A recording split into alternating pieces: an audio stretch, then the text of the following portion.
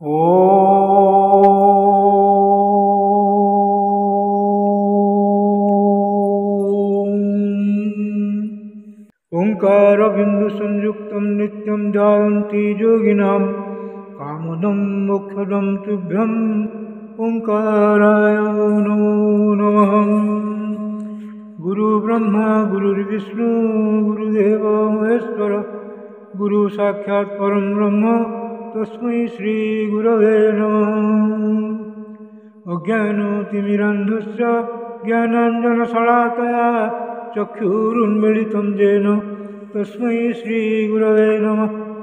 अखण्डमण्डलाकारं व्याप्तं येन चराचरं तत्पदं दर्शितं येन तस्मै श्रीगुरवे नमः।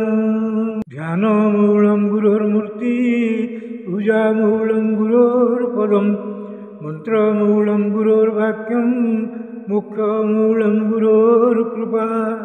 मन्नाथ श्री जगन्नाथ मद्गुरु श्री जगद्गुरु मदात्मा सर्वभूतात्मा तस्मै श्री गुरवे नमः। जंदारु ब्रह्ममूर्ति प्रणवतनुधरं सर्ववेदान्तसारं भक्तानां कल्पवृक्ष भवजलतरणी सर्वतत्त्वानुतत्त्वं योगिनां हंसतत्त्वं हरिहरनमितं श्रीपति वैष्णवानां शैवानां भैरवश्च पशुपति परमशक्तितत्त्वं च शाक्तं बौद्धानां बुद्धसाक्षात् ऋषभजतिवर जैनसिद्धान्तसारं तं देव पातु नित्यं कलिकलुषहरं नीलशैलाजिनाथम्। अथ श्रीमद्भागवत महापुराणं चतुर्थ स्कंध पंचविंशोऽध्यायः। पुरंजन उपाख्यान आरंभ। नारायणं नमस्कृत्यं नरं चैव नरोत्तमं देवीं सरस्वतीं व्यासं ततो जयमुदीरयेत्। मूकं करोति वाचालं पङ्गुं लङ्घयते गिरिं यत्कृपातमहं वन्दे परमानन्दमाधवम्। निगमकल्पतरोर्गलितं फलं सुखमुखादमृतं द्रवसंयुतं पिबतं भागवतं रसमालयं मुहुर्मुहुः रसिका भुवि भावुकाः। मैत्रेय उवाच इति सन्दिश्य भगवान् बार्हिषदैरभिपूजितः पश्यतां राजपुत्राणां तत्रैवान्तर्दधे हरः। रुद्रगीतं भगवतः स्तोत्रं सर्वे प्रचेतसः जपन्तस्ते तपस्ते वर्षाणां वयुतं जले। प्राचीनबर्हिसंख्यक्तः कर्म स्वासक्तमानसं नारदोऽध्यात्मतत्त्वज्ञः कृपाळु प्रत्यबोधयत्। श्रेयस्त्वं कथमत्र राजन् कर्मणात्मनैहसे दुःखहानिः सुखावाप्तिः श्रेयस्तन्नेह चेष्यते। राजोवाच न जानामि महाभागो परं कर्मापविद्धि ब्रूहि मे विमलं ज्ञानं येन मुच्येय कर्मभिः। गृहेषु कूटधर्मेषु पुत्रदारधनार्थधि न परं विन्दते मूढो भ्राम्यन् संसारवर्त्मसु। नारद उवाच भो भो प्रजापते राजन् पशून् पश्यत्वाध्वरे संज्ञापितान् जीवसङ्घान् निर्घृणेन सहस्रशः। एते त्वां सम्प्रतिक्ष्यन्ते स्मरन्तो वैशसं तव सम्परेतमयः कूटैः चिन्त्यन्तु स्थितमन्यवः। अत्र ते कथयिष्येमो इतिहासं पुरातनं पुरञ्जनस्य चरितं निबोध गदतो मम। आसीत् पुरञ्जनो नाम राजा राजन् बृहत्स्रवा तस्या विज्ञातनामासीत् सखा विज्ञातते स्थितः।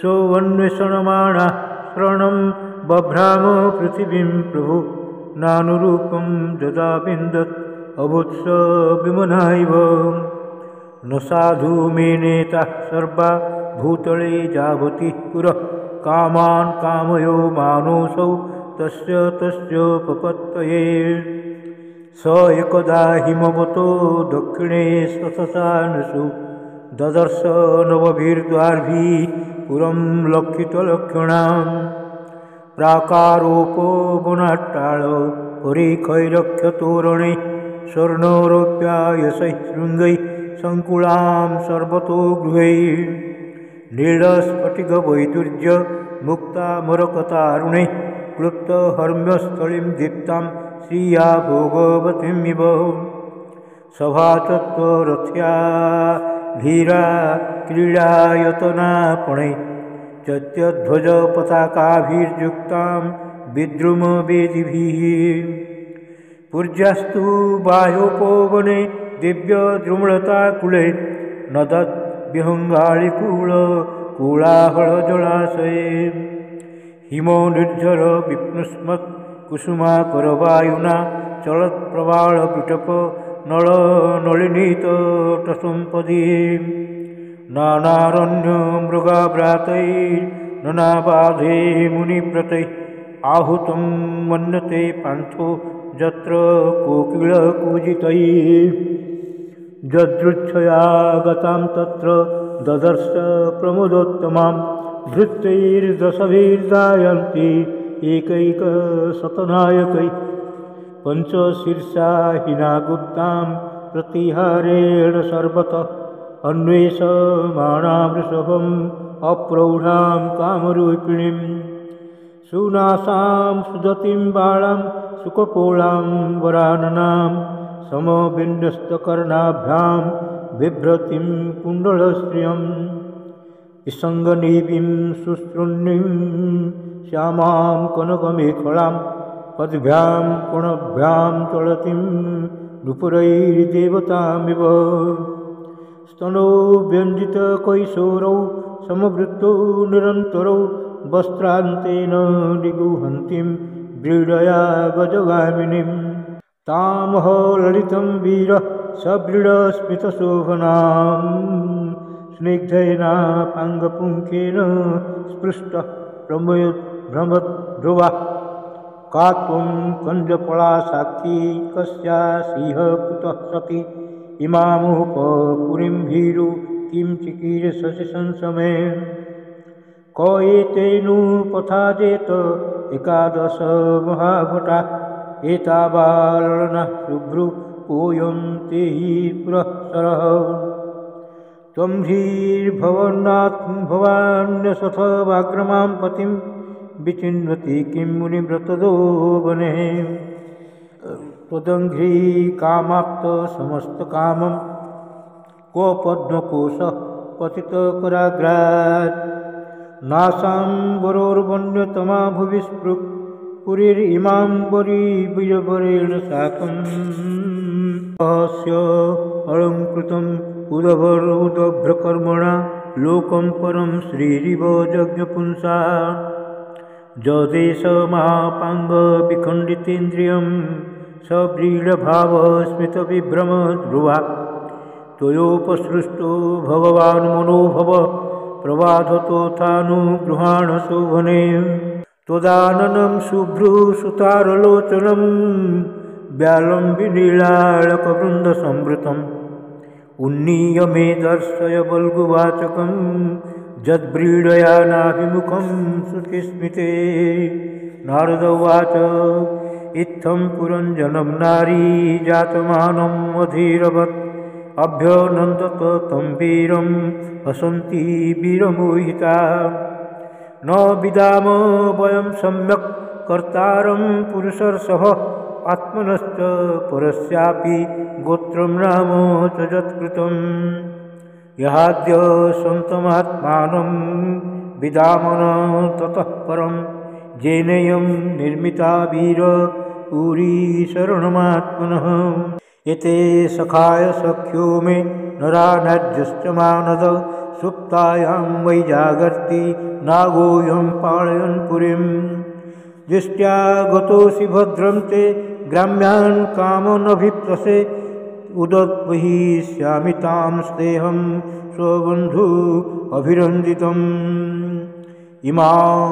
त्वमधितिष्ठस्व पुरीं नवमुखीं विभो वयोपनीतान् गृह्णान् कामभोगान् शतं समाहान् कं नु त्वदन्यरमये यरतिज्ञमुकोविदम् असम्परायाभिमुखमस्य स्तनविदं पशुम् धर्मो ह्यत्रार्थकामो च प्रजानन्दो मृतं जसः लोका विशोका विरजा जान्न केवलिनो विदुः पितृदेवर्षिमर्त्यानां भूतानाम् आत्मनश्च क्षेमं वदन्ति शरणं भवेस्मिन् यद्गृहाश्रमः का नाम वीरविख्यातं वदान्यं प्रियदर्शनं न वृणीत प्रियं प्राप्तं मादृशी त्वादृशं पतिं कस्यामनस्ति भुवि भोगिभोगयः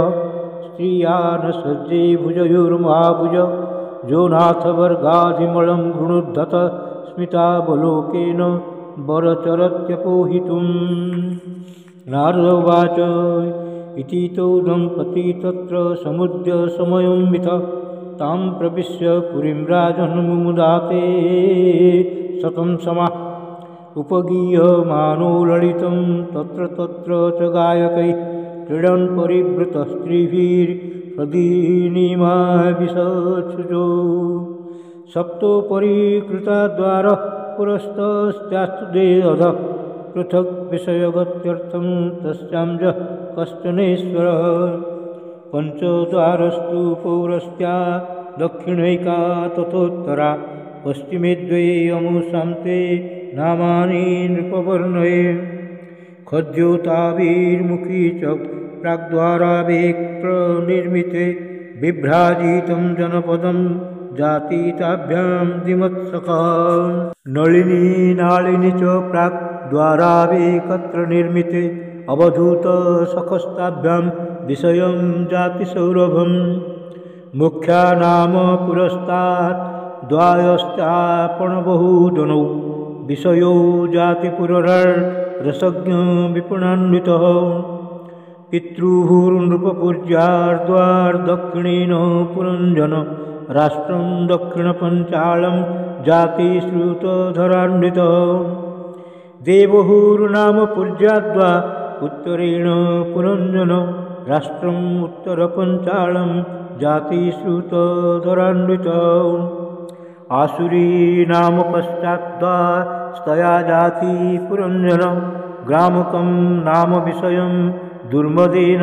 समन्वितः निरुतिर्नाम पश्चाद्वा स्तया जाति पुरञ्जन वैशसं नाम विषयं लुब्धकेन समन्वितः अन्धापमिषां पौराणां निर्वाक्पेशस्मृता बुभौ अक्षण्णत्वामधिपति स्ताभ्यां जाति करोति च स जर्षन्तपुरगतो विशुचिन समन्वित मोहं प्रसादं हर्षं वा जातिजायात्मजोद्भवम् एवं कर्मसु संसक्तः कामात्मा वञ्चितो बुधः महिषी यदीहेत तत्तदेवान्वर्तत क्वचित् पिबन्त्यां पिबति मदिरां मदवेगुण अश्नन्त्यां क्वचिदश्नाति जक्षत्यां स जक्षति क्वचित् गायति